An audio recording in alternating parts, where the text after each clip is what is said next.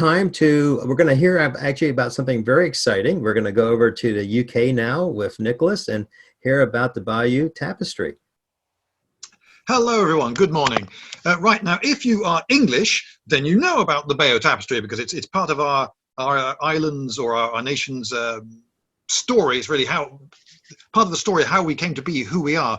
But it's I'm sure a lot less famous in America. Are you able to give me any indication by response how many of you definitely know about it? Can you all shout at once? Yes. No, Two of you have heard of it. Oh, no. Well, I'm sure that educated people like yourselves, I shouldn't say. Okay. It's ingrained. It's part of the culture. This was the birthday card that my brother sent me this year. See, it is health and safety gone mad, one at a time on the ladder. So the Bayeux Tapestry, you can see the beginning of it behind me, is an interesting bit of misnomer because it's not from Bayeux and it's not a tapestry. It was found in Bayeux in about 1800, but it was made, scholars pretty much are agreeing on this one. It was made in England by English craftsmen or craftswomen, and it's not a tapestry either. This, possibly you can see, that's an embroidery. That's been stitched onto a piece of woven cloth. A tapestry is, the design is woven into the warp and weft. This is an embroidery, so it's a complete misnomer. But anyway,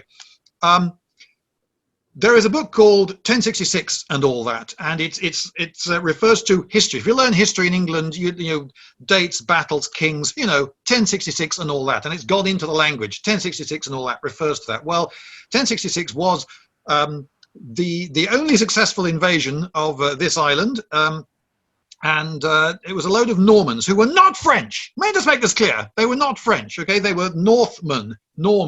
They were from the north. They were Scandinavians who had settled in what today is called Normandy, which is part of, yes, the modern nation of France, but France didn't exist in this period, so they couldn't have been French.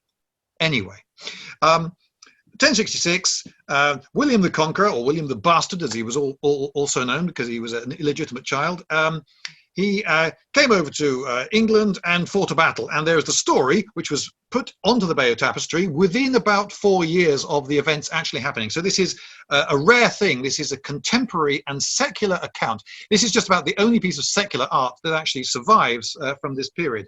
Anyway, so behind me, you see the beginning of it. And there is Edward the Confessor, the King of England. And he's obviously very important because they give him easily the biggest portrait in the whole thing. Let's see him a little bit closer. There we go. And he is quite elderly, and he's talking to two guys here. One of them is Harold Godwinson, who was the most powerful noble of the time, and some other guy lost in the mists of time in some palace, probably Westminster Palace. And then he sends Harold on some completely unspecified mission to go off to France. And here he is setting off with, of course, his hawk, because a gentleman doesn't go anywhere without his hawks and his dogs. I mean, that would just be weird. And you can see he's heading towards a weird, what is that thing? Yes, I'm talking about this thing. Is it some sort of, some knot of asparagus, perhaps? Would anyone like to shout out what do you think that thing is? Snakes. Snakes, yeah. It's what? Sorry, I didn't catch that. Snakes. Nates? Snakes. You know. Snake! Yes, perfectly good. I can see that. Looks like a load of snakes entangled with the heads. Yes, sorry, I just didn't hear what you said. The microphone wasn't kind to you. No, that incredibly, to me, it looks like asparagus, but that is apparently a tree. And there'll be further evidence that is actually a tree coming up later. Now, he sets off and he goes into an ecclesia, which is Latin for church, which is possibly significant. He goes into a church for a quick worship, then he has a feast, and then he sets off. And here you can see him getting onto his ship. So it reads a bit like a comic book, left to right, and the trees do actually help break it up into what a comic book artist would call panels today. So there he is wading out. You can see he's pulled up his tunic and is wading out bare-legged with his hawk and getting into a ship. And he's setting off. Now then, according to a lot of English versions of the tale, what he's setting off on is a fishing expedition or a pleasure cruise or something completely innocent. And yet he goes, according to this embroidery, in several quite well-armed ships. Look at all those shields. this is looking fairly military to me, but anyway, they says, no, it was completely innocent. Anyway, he gets shipwrecked in Normandy, and he is captured by this guy, Count Guido. In English, we normally call him Count Guy. So there's Harold with his. In every picture we see Harold, he has this magnificent handlebar moustache that sticks way out from his head. I hope you can see that in the centre there. It's quite cartoonish. It's I mean, if that were to scale, it'd be sticking out a good 2 or 3 inches from his head, which is quite impressive. So there he is, being captured, and he's taken to the count there, and you can see a figure that is normally interpreted as a dwarf, two-rolled. Can you see the little name two-rolled above him? Some people say, no, it's the messenger that next to him in red, but nah, I think it's the little guy, and I think I agree with the mainstream interpretation that that's a dwarf. And I suspect that Tyrion Lannister was possibly inspired by that little drawing. Yeah. Does look very similar, doesn't it? Okay, and then there's some. I've skipped ahead here. That's fighting with a guy called Conan. So if you ever wonder where the name Conan comes from, there you go. He's a character from the Bayeux Tapestry. Possibly that guy making his escape on a rope from a besieged town. More fighting. I'm sorry. I seem to be missing a picture here. Never mind. The point is that we see the Duke of Normandy, William. He comes and says, "Oi, hand over that prisoner." And then with the prisoner, they go on campaign and they fight these various battles that you're now looking at. There's some keys of a town being handed over by spear point to the attackers, who you can see under the fortress are setting fire to things. And here is William on the right here, these two standing beige figures on foot. He is presenting Harold with arms and an axe and a pennant for his lance, which looks, in the language of the time, very symbolic of, you're my man now. You're one of them. I'm bestowing upon you these gifts and this pennant, which makes you part of my retinue. You don't award a pennant and arms and armor to your king. It happens the other way around. Then we see this very significant scene where you can see, unfortunately, I'm just going to unmirror things so I can read it better. So Harold sacrament facet, he makes an oath. Facet, he made sacramentum, an oath. So here Harold makes an oath, and you can see him with his hands on a couple of relics. These were very fancy boxes that would have had in them, I don't know, pieces of the true cross or something like that, something connected with Christ, and you put your hands on those and you swear a really powerful oath. But it doesn't say what the oath is. And one interpretation of the whole story that you're being shown here is this is a Norman piece of propaganda. This is Harold swearing loyalty to William, they say. But it can also be completely reinterpreted as saying, oh, no, this is the English version of the story. They're saying, yes, he was made to swear an oath to William, but clearly under duress. Anyway, if we, now my thing is not moving on. There we go. So then he reversus est Anglicum terram. He goes back to the English lands, and so we see him land. And here he is talking to the King of England, but it's not explaining what he's saying or what's going on here. Now, he's the figure bent half double with the blue cloak. So what's going on? Does he look apologetic? Does he look craven? Does he look worried, perhaps, because the king is so very ill and clearly wearing a false beard? And it's my view on this is no more valid than yours. You can look at that and interpret it, and you know as much of how to interpret that as anyone else in the world. It's a figure, he's talking to the king, and he looks like that. And why would he be so worried? Well, because in the next panel we see, oops, he's dead. That's Westminster Abbey. You can see the hand of God there.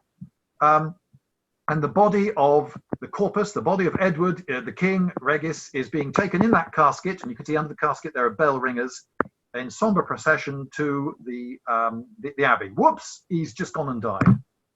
Okay, next section. It's not like a modern graphic novel where everything's in strictly chronological order. So you can see there he is on his deathbed. And is he naming an heir? Well, maybe he's naming an heir. Underneath, we see him again, and it says, and here he died. There he is in his deathbed, above and below. So here, oh, hang on. No, okay, I'll turn the mirroring back on. There he is, deathbed, and there he is dead, downstairs. So perhaps he died downstairs, who knows? And we also see his crown, can you see, being handed, as well as an axe, to Harold, who's already got an axe. Is that meant to be the axe that William gave him? I don't know. And it stopped moving again. Okay, so here he is being crowned, but he's being crowned by Archbishop Stigand, who got excommunicated by the Pope. So is someone trying to say that the coronation was actually not legitimate and that he's not the proper king? We don't know. Anyway, here is he's being informed of Halley's Comet. So can you see a lot of people on the left there? They're pointing, going, look, what's that? And up in the top border, we can see Halley's Comet, which we know, astronomers know, passed overhead at this time. And this is the first depiction of it in history. And beneath, in the same panel, you can see lots of empty ships.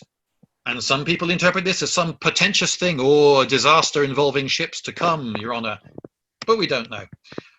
Anyway, here we see Bishop Odo and William learning the news. Oi, I don't believe it. The cheek of it, the guy's being crowned. Right, we're not having this. So we can see men with axes on the right there. Can you see chopping at the snakes or asparagus?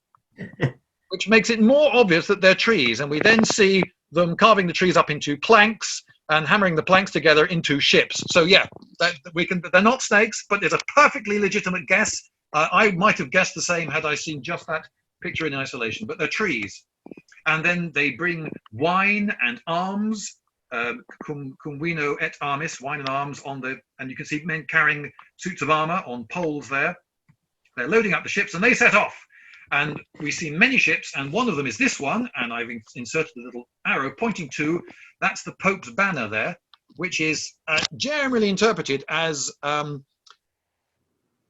the Normans claiming that they had the papal blessing for this armada. But it's also claimed by some that no, this is them saying, oh, the cheats, the Normans, they didn't have papal blessing, and look, they flew under a false banner, the swines. And here we have them having landed, nicking stuff. They're slaughtering, they're taking stuff from houses and slaughtering. You see there's a guy with a red bladed axe there, slaughtering the locals' livestock and being possibly villainous. Now, I must ask about time. Have I got 15 minutes or 10? Slightly confused about this. Jacques, how about 3 more minutes? Would that work? Yeah, that'll definitely work. 3 more minutes. Okay, right. So something you ought to know is that these are some places in Normandy that have been turned up in the tapestry so far. We saw him at his palace in Cannes and then later in Rouen. He wasn't the only threat. Harold was actually waiting in Pevensey on the south coast, but then Harold Hardrada of Norway and one of his own cousins rebelling with him, they fought a battle of Fulford up in the north, and they were threatening the kingdom. So Harold had to go all the way up north and beat those 2 guys up. He marched in just 4 days, and then he had to come all the way back down again. By which time, the sneaky Normans had landed at Hastings. So you may say, oh, he lost a battle, but he just won a spectacular battle and had marched all the way up there and all the way back down again and had to raise another army. So, just let's put this in context, okay? He was up against it. Here we have Waddard. He was one of many knights who just gets a mention. Hic est Waddard. Who is he? We don't know. But he's clearly some important guy. They cook lots of meat. They have a big feast. There's Odo. All he's doing is having a feast, though. Yes, he's blessing the food, but we don't see Odo do anything like go into a church or address the troops or bless the battle or do anything, bishoply. It seems he wasn't very bishoply at all. Right, here we see a woman and child fleeing from a burning house. They're setting fire to the area and forcing the locals to fortify a camp for them. I'm going to have to go very quickly. So here we got William and his brother Odo, the bishop, and they've got maces, you notice. And supposedly it goes that they weren't allowed to shed blood because they were holy men, so they used maces instead. Yeah, right. These would have been safety maces, I'm sure. Okay, and during the battle, we see that it doesn't go all the Normans' way. Here is a car crash of an attack by the Normans that's been brought to a very violent halt there, which, again, some people sort of suggest, oh, actually, this is an English telling of the tale, not a Norman one. And we get a sort of build-up of pace with horses. Oh, sorry, I'm going very fast now. This refers to a story that it was rumoured that the William who had 4 horses killed under him in this battle, according to contemporary sources. It was rumoured that he was dead, and he had to show his face. So this is him raising his helmet to go, no, it's me, it's him, hooray, he's still alive. Later in the battle, and you can see lots of men with lots of arrows in their shields now, getting tired, and dead bodies in the frieze along the bottom. Oh, here's a weird detail. This guy is actually astride his horse and yet standing on the ground. Just how tall was this guy? Anyway, so here's one of the most famous pieces of art in English history. That's Harold with an arrow in his eye. Hic Harald Rex interfectus est. Here, Harold the king was killed, it says in Latin. And you can see Harold right over him. So clearly that's meant to be him, right? Yeah, but under the word here, hic, is a body being cut down. So maybe, oh, that's him. But under interfect. Okay, I don't know why it's lost this picture, but under the words interfectus est is another guy being cut down who's also got a massive handlebar moustache. So there's some confusion. Okay, here, this is another bit of French propaganda. The French added this bit on, and the English fled in Napoleon's time.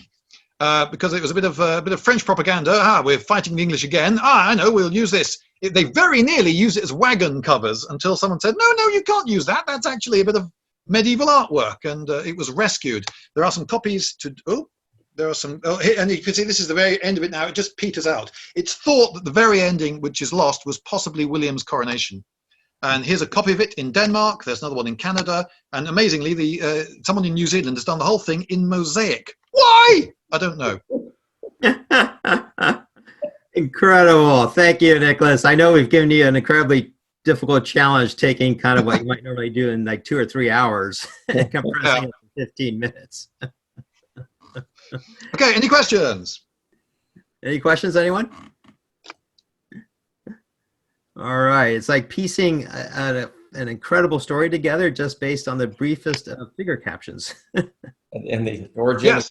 The origin of comics. Yeah, it is. It's very rare that pretty much everything we've got from this period is church. Is church art. It's thought that Odo commissioned it. I do have a question. What's the approximate time duration that covers the left to the right of that tapestry? It starts in 1064 and ends late 1066. So two and a bit years. Very good. And they took 230 feet of cloth to cover the story. Wow. I did have to skip quite a lot of sections. Yes. Some of them deliberately. So I do want to let you know, Nicholas, that there's the best of all compliments in the chat window. You are being compared to John Cleese. I decided to take that as a compliment. It is. All right. Hey, thank you so much. Maybe we'll revisit the tapestry at one of our town halls.